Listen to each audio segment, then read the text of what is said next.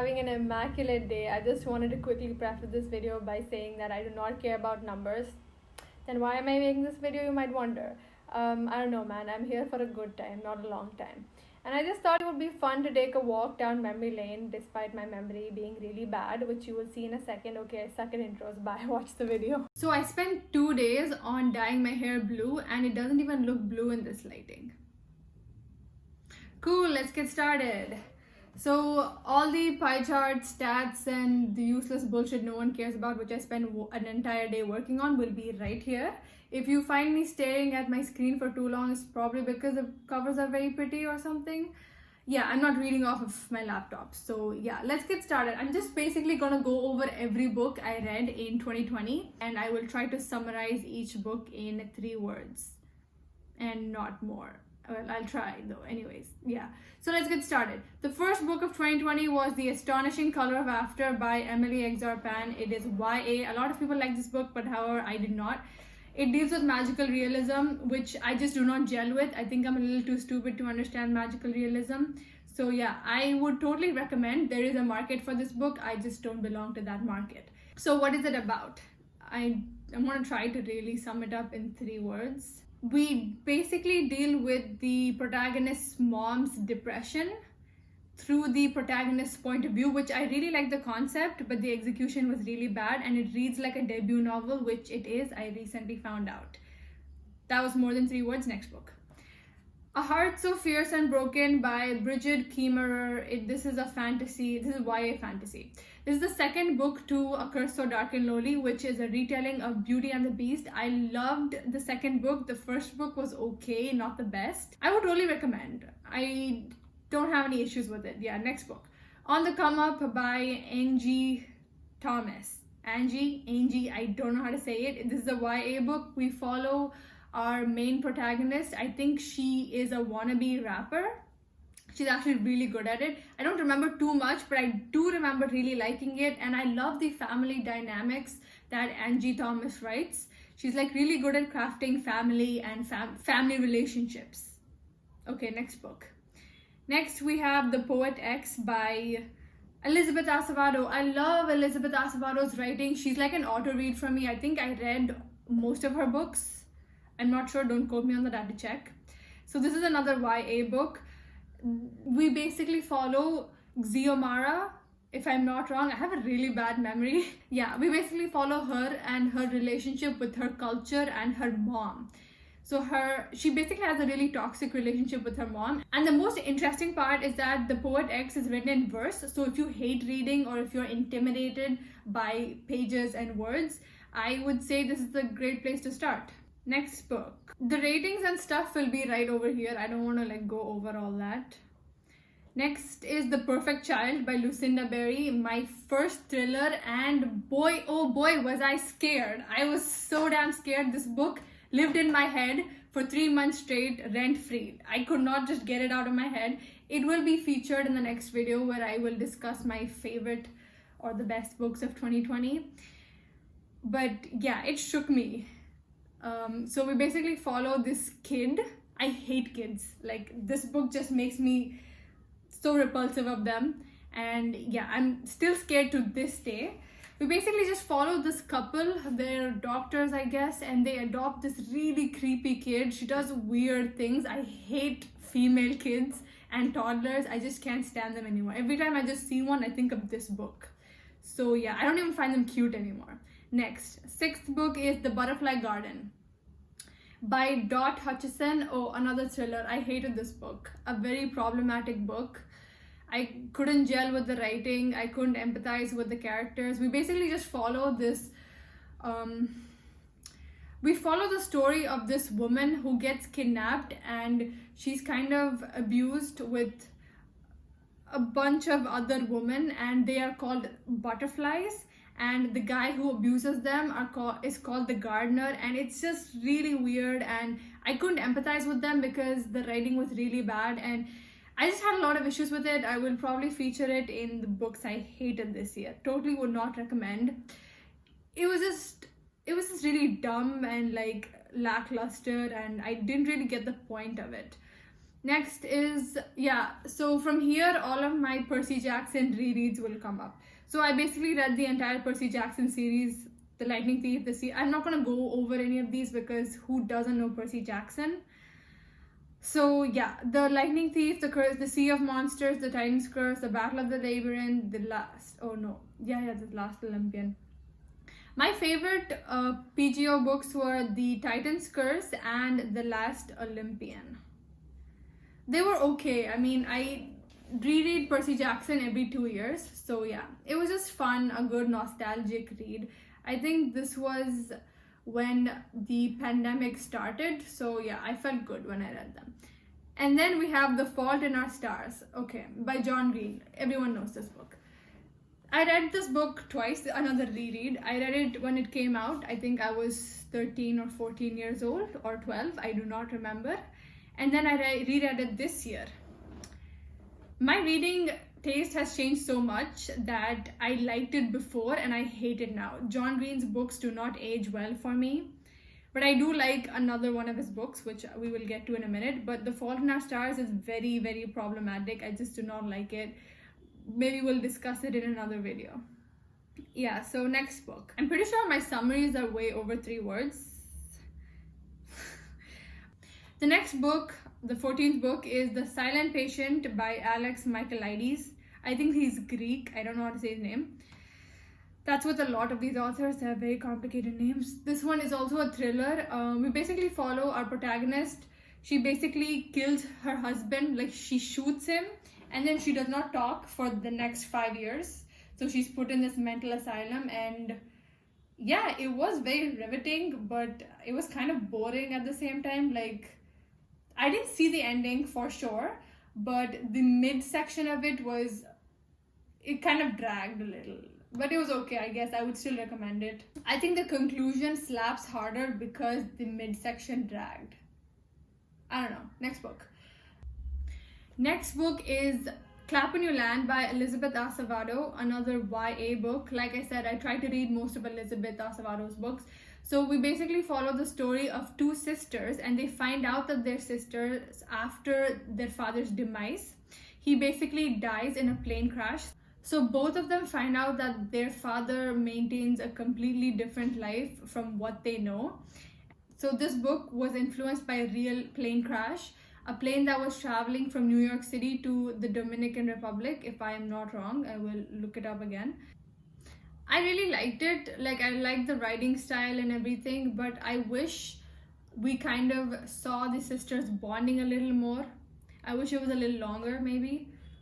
But overall, it was an okay read. I would totally recommend it. Next up is With the Fire on High by Elizabeth Ascevedo again. It's another YA book. We follow the story of a young teenage mom and how she manages her career as a chef and her daughter and stuff. Like, I think she has a 2-year-old daughter and like she's 16, 15 or something. Yeah, it was fun. It was okay. Not the best, not the worst, I guess. I can clearly see the huge difference in my reading taste now. Like, I don't think I would read any of these now, but yeah.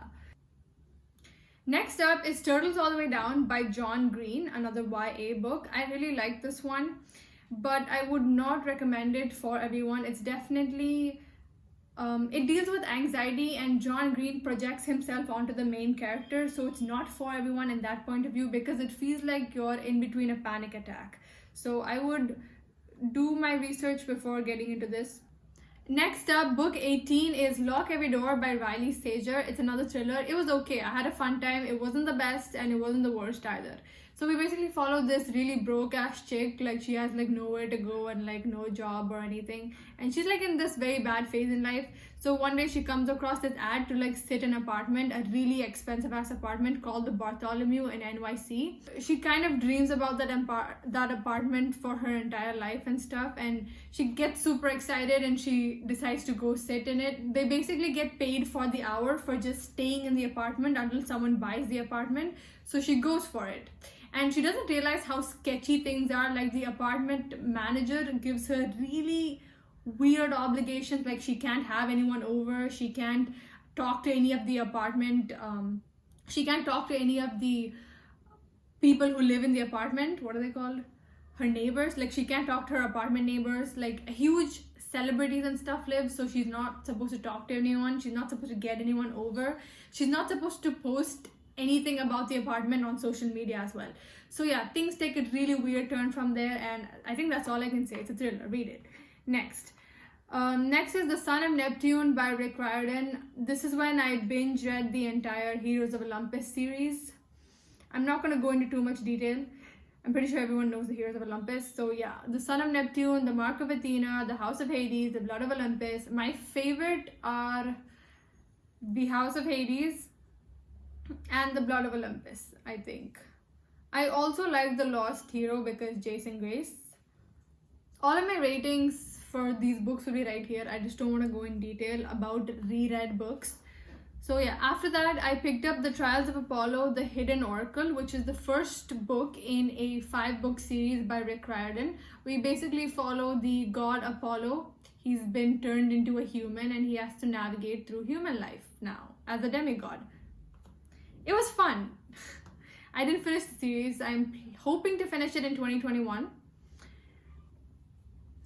Next up, book 24 is So Sad Today by Melissa Broder. I absolutely hated it. It was a dumpster fire of a book. Would not recommend. It felt like a first draft. I don't even know if anyone worked on it. I don't know if she hired an editor or what made her think that she could write. This is just so messed up. Next book is Becoming by Michelle Obama. I love Becoming. I think I already spoke about it. I gave it 5 stars. It felt like a warm hug. Yeah, I think everyone should read it. Speaking of Becoming, I am actually listening to A Promised Land by Barack right now, and it feels like really similar to Becoming, weirdly. Because in Becoming, you hear everything from like Michelle's point of view, hear/read, and in A Promised Land, you basically read everything from Barack's point of view. I like it. Next, Bunny by Mona Awad. Bunny was okay. It was a fun time. I didn't like the ending though, but everything else was fine. This is the thing, I just don't like magical realism or anything fantastical set in the contemporary world. I do not gel with it. It's just super weird for me. Next up is I'm Afraid of Men by Vivek Shraya. It's a non-fiction book. We basically follow Vivek Shraya and her transition to a transgender woman and how she's always been stigmatized her entire life to like fit into these boxes of being feminine or masculine enough. Yeah, it was good, kind of eye-opening, but not really. I feel like such a bitter person right now. Like, read it. I would totally recommend it. Next up, book 28 is We Should All Be Feminists by Chimamanda Ngozi Adichie. I didn't know her name before, now I do. Kudos to that. It is a non-fiction book, a collection of essays. I didn't like it. Why are people recommending this book? Like, it just has basic ass shit in it. I would recommend it to a 5-year-old. It's nothing new. It's like very obvious. So I don't know. I just think it should have been long enough, or it should have dwelled deeper into topical themes. But it was just very vague, like women need equal rights. That's about it. I'm a feminist and I don't like it, so I don't know if I would recommend it. Next book, Shadow and Bone. Everyone knows how I feel about Shadow and Bone. The first book was good, the second book was a dumpster fire, the third book sucked ass. I liked Siege and Storm because Nikolai was there, and I think I said this like 100 times. I would still recommend Shadow and Bone because it's a great beginner-friendly fantasy series, but if you've already read a lot of fantasy, then not the best. Next up is Know My Name by Chanel Miller. It is a memoir. I gave it 5 stars. I did not talk about, like, every book from Know My Name I didn't talk about because I did do my wrap-ups, like my November and December wrap-ups. But yeah, I love Know My Name. I gave it a 5-star read. It made me cry, and I normally do not cry. So yeah, I did shed a few tears. We basically follow Chanel and her rape trial. Her story basically blew up in 2016 due to her victim impact statement, which she wrote. So she was basically raped on Stanford campus by this jock named Brock Turner. He was a swimming jock and he was 19 years old basically, and her case wasn't taken serious because she was unconscious while it happened, and it was only digital penetration. So so it basically deals with the entire court system and how slow the justice system is, and the vilification of her rights, and how she had to strip off of her identity and she had to change her name to Emily Doe so that she wouldn't be harassed further, because her case kind of blew up. She was harassed by a lot of people, and a lot of people victim blamed her, and a lot of people blamed her for not remembering the complete story because she was unconscious. It basically happened at a frat party, but like not inside the building. It happened outside near a dumpster. She was saved by these two Swedish men who found her unconscious lying on the floor. It was a very touching story, and she was basically victimized in court for not remembering what exactly happened that night, in spite of proof being very evident. And so she responded by writing a book. She filled it with 300 pages of her memories. Even if you don't read, or like you're intimidated by its content warnings, I would highly recommend for you to Google Chanel Miller's victim impact statement. It was a very powerful statement. I listened to it even today. I think her victim impact statement was 20 pages long, and she did blow up because of that statement. She basically summarized the entire trial and everything that happened from the day before the assault happened to the very last day when she actually got her justice, in a way, I guess. Okay, so next book. That was long. Next up, book 33 is Six of Crows by Leigh Bardugo. This is YA fantasy. I have an entire video on Six of Crows and Crooked Kingdom. Six of Crows and Crooked Kingdom were basically the silver lining of my year, in a nutshell. Go watch those videos. I mean, who doesn't know Six of Crows at this point? If you're on BookTube, you probably heard a lot of people raving about it. Yeah, it's a heist story, great characters, great writing, just great everything. Read it. Book 34 is Educated by Tara Westover. I hated the audiobook. I so wish that I read it with my eyeballs, and I would totally recommend anyone to read it with their eyeballs and not listen to it on audiobook. Just saying. The story is really good. I don't have any problem with the story. It's just the voice acting was so bad. She basically, the narrator, which is Tara Westover, she basically voices her dad's, her brother's, and her mom's voice. And she just does these weird ass modifications. It was so uncomfortable to listen to. But speaking of the story, we basically follow this redneck family of hers. They don't believe in formal education system. They don't believe in medicine. They don't believe in the government. They assume that the government is like some kind of Illuminati trying to destroy the entire world. So yeah, they live in the mountains, and she basically breaks out of her family and she gets a degree and she gets a Harvard degree basically. And it is a little problematic as well because she's kind of raised in this really narrow-minded family. She judges other women like really bad and stuff, and it's kind of uncomfortable to listen to on voice. Overall, it's okay, I guess. I don't know. Next is Crooked Kingdom. Watch the video. So book 36 is In the Dream House by Carmen Maria Machado, another memoir. I heard it on audiobook. I loved it. I loved the writing style. However, I totally did not see it didn't really strike or like occur to me that relationships like this exist. It's basically about this very abusive sapphic relationship. I was always under the impression that same-sex relationships were like much less toxic than heterosexual relationships for some reason. I just thought they were like more happier than normal. I just thought they were more happier than heterosexual people. But I was so wrong. This is about a really abusive relationship and how she like falls in love with this woman, and then how this woman, she's like fine through the initial stages of her relationship, and she slowly starts calling her names, and she would like be abusive, like physically abusive, and then she would be really affectionate, like she would be really cold and warm. It was just a wild ride to read, and the writing is really, really beautiful. It's called In the Dream House. Like every layer of abuse, like it's really hard to explain this book. It's not a beginner friendly book. She writes in these metaphors and similes, and you have to like read between the lines to actually understand what she's going through. She's not like direct with her abuse. she doesn't just lay out her story in front of you. You kind of have to find your way through. It was very fun. I would recommend it to people who are interested in non-fiction books. Next up, book 37, The Kind Worth Killing by Peter Swanson. This one's a thriller and I started it yesterday. I thought of holding up this video until I finished it, but then I think it'll be a little too late. I have to wait till I'm done with it to really voice my opinions, because the ending / conclusion really breaks or makes a thriller for me. So if I have to give you a little summary, I think we basically follow this man and woman in an airport, and over a drink or two, this man casually says, I want to kill my wife, and the woman says, sure, I'll help you. Your everyday conversation, and that's how it goes basically. I can't say anything more than that. So far it's really good. I would totally recommend, but I'm not done with it. So those were all the books I read in 2020. I know 37 is a very small number. It's obviously less than the average booktuber, but it's more than the average human. So I DNF'd 4 books.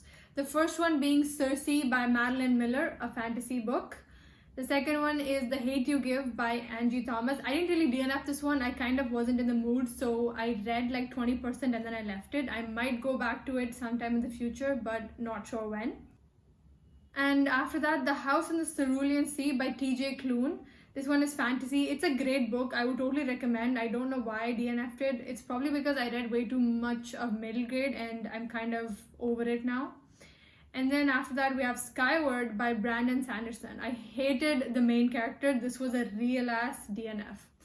So Skyward and Circe are like actual DNFs because I couldn't get through them. Circe was really boring, and Skyward had a great plot, but the protagonist was really cocky. So yeah, so those were all the books I read in 2020. Let's take a look at my stats now. Ooh, this video is long. Okay. So I read all of my books digitally, so all 37 books I read digitally. Okay, I'm just going to put my monthly stats right here. In Jan, I read 2. In Feb, I didn't read. March, 4 books. April, 5. May, 3. June, 4. July, I didn't read. August, 4. September, 1. October, 8. November, 4. And December, 2. Okay, so overall, very bleak. I'm a slow reader. I think I was just hungover on a lot of books this year, so I was actually doing really well till I read 6 of Crows, and then I couldn't get out of my reading slump. Like the entire month I was just in that mindset. Let's take a look at genres. Genres are fun. So general fiction, I read 30. Sci-fi, I attempted to read 1, but it didn't work out, so I'm just gonna leave it at 0. Fantasy, no, it's not like I don't like sci-fi. I just didn't like the one I read. I love fantasy, so sci-fi is not far too off. Fantasy, I read 17. Romance, it's not my genre. Like, I want to get into it in 2021. Like, if you know any romance without any romance in it, let me know. Historical fiction, I guess this is called. Or historical anything. I didn't read anything historical. Though I planned on, it didn't really work out. I read 5 thrillers, which is not too bad, I guess. I read 1 horror. I don't think I'll ever be reading horror again, but I do want to try Stephen King. I don't know though. I'm very skeptical about it. Next up, classics. I know, it's embarrassing. I haven't read any this year. In fact, the only classic I've ever read is Pride and Prejudice. And the only romance I've ever read is also Pride and Prejudice. The only classical author I've ever read is Jane Austen. I shouldn't even be on BookTube, I know. But I'm gonna work on it in 2021. I really want to read classics. I'm genuinely interested in. General nonfiction, I read 7. Most of them were memoirs. 5 memoirs. Memoirs is after. Travel and food, like who even reads travel and food books? I mean, that's kind of weird to put over here. Nature and science, no. Current events, politics, nope. I hate self-help books. I don't think I'll ever read them. Like, I've tried many in my time, but I don't gel with them. Let's take a look at source. So all of my books are on my own TBR, and I do not pay a single penny for any of my books. I read them for free, so I do save a lot of money in that aspect. Oh, let's do page count. This is weird. Do people even do this? I don't know. Let's just do page count. So I read 2 books less than 100 pages and 0 books between 100 and 200. 7 books between 200 and 300. 14 books between 300 and 400. I think that's my sweet spot. Like, I really enjoy books that are not too long and that are not too short. 400 to 500 pages, I read 8. 6 books between 500 to 600. And 600 to 700, I am actually listening to it. The Promised Land by Barack Obama is 29 hours long, and I think it's around 700 pages or something. I think that is my longest book of 2020, but however, I don't think I will finish it this year though. It might take 2 or 3 days more. So 5 books on audio. So I read 30 fiction books and 7 non-fiction. I think I already mentioned that. I read 11 adult books, which makes 29.73% of all of my reads, 12 children's books, which makes 32%, and 14 YA books, which makes 37%. I'm pretty sure you don't care, but just saying. And 33 of my books were written in prose, which is 91.67%, and 3 books were written in essay collections, which is 8.3%. This is surprising. I read 16 books by male authors, which is 43.24%, and 21 books by female authors, which is 56.76%. I thought I read more male authors. That's weird. I prefer female authors though. Male authors can't write females well. Like, they just overly sexualize them and it's kind of weird. Male authors are just good at writing male protagonists, I guess. Well, actually, female authors are good at that too. Anyways, okay, those are my stats. Let's look at my charts. Yo, no one cares about this. Okay, so that's my 2020 reading log. I really want to get better at reading more diversely in 2021. I don't care about the numbers, like I already said, but it was fun looking at them. To be honest, kind of embarrassing, but also fun at the same time to look back on everything I read. I want to get into classics and I want to get into literary fiction, which I've been looking forward to read for a very long time, but I keep getting stuck in fantasy ruts for some reason. Yeah, overall, that's a wrap on 2020. 37 books is embarrassingly less. I might not even post this video. I forgot to mention that my 2020 reading log and the 2021 reading log template by Book Riot will be mentioned in the description box below, so if you're into logging, you're sorted. If you have any recommendations for me based on my reading taste, feel free to let me know because I'm always looking out for like new recommendations and stuff. Also, let me know how your reading year went because I'm nosy like that. I feel like I'm getting more and more comfortable with each video. Okay, I'm done. Continue your immaculate day and happy holidays.